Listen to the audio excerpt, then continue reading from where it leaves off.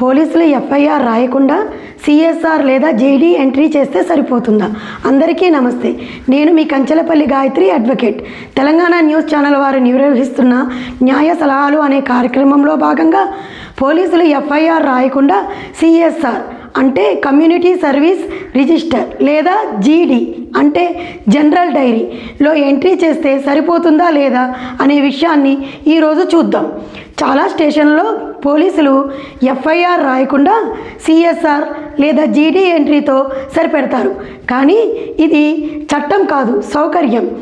నేరం స్పష్టంగా కనిపిస్తే పోలీసులు ఎఫ్ఐఆర్ నమోదు చేయటం తప్పనిసరి. లలిత కుమారి వర్సెస్ స్టేట్ ఆఫ్ యూపీ కేసులో సుప్రీంకోర్టు స్పష్టం చేసింది. కాగ్నిజబుల్ నేరంలో పోలీసులు ఎఫ్ఐఆర్ నమోదు చేయడం వారి కర్తవ్యం, ఇష్టం కాదు.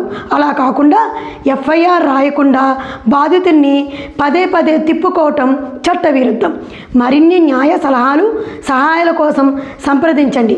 నేను మీ కంచెలపల్లి గాయత్రి అడ్వకేట్.